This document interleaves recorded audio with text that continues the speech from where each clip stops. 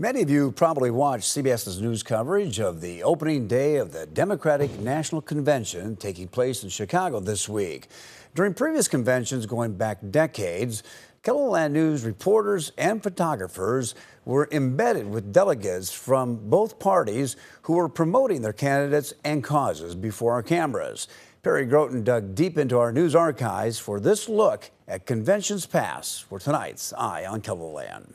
KELOLAND News was at the contentious 1968 Democratic National Convention in Chicago, where the party was deeply divided over the war in Vietnam.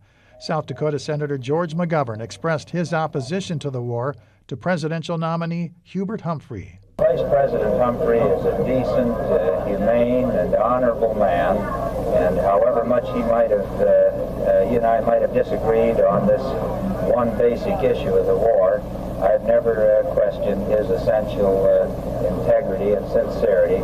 McGovern's anti-war stance would propel him to the Democratic nomination for president 4 years later in 1972. South Dakota delegates gathered for the 1976 Republican Convention in Kansas City were divided over their support for President Gerald Ford and former California Governor Ronald Reagan. The makeup of the delegation is an interesting one indeed, with 11 Reagan delegates and 9 Ford delegates, most of whom have never been to a national convention before. South Dakota's George McGovern was also a power broker in the 1976 Democratic National Convention in New York, as he expressed to KELOLAND News his reservations about the party's presidential nominee, former Georgia Governor Jimmy Carter. I'll be out campaigning for him, but we need to understand that this country must not be run by a single man, even one very skillful in the use of mass media. The media plays a vital role in providing viewers with objective coverage of political conventions every 4 years. It was an image thing for us. I mean, we didn't miss one for the longest time. Always sent 2 people down there, a reporter, photographer, always turn lots of content, make sure the delegation sees you there and they know that you're paying attention and covering their convention.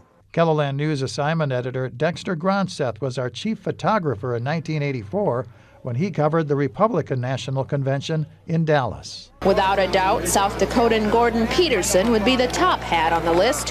His cowboy number with buttons of past conventions catches many a photographer's eye. We'd all gather at one door. They'd guide us in. We'd have a chance to shoot the podium.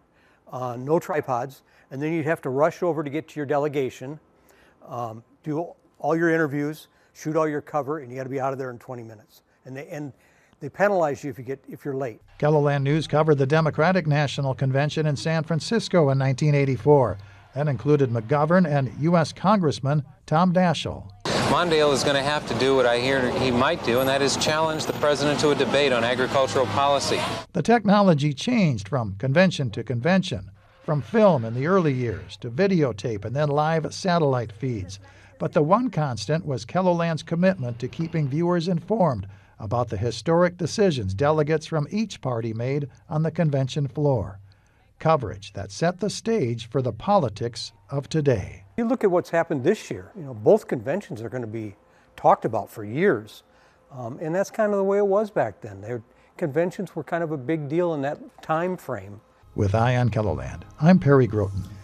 And Dexter tells us that he had an unexpected run-in with a broadcast news legend during the 1984 Republican Convention.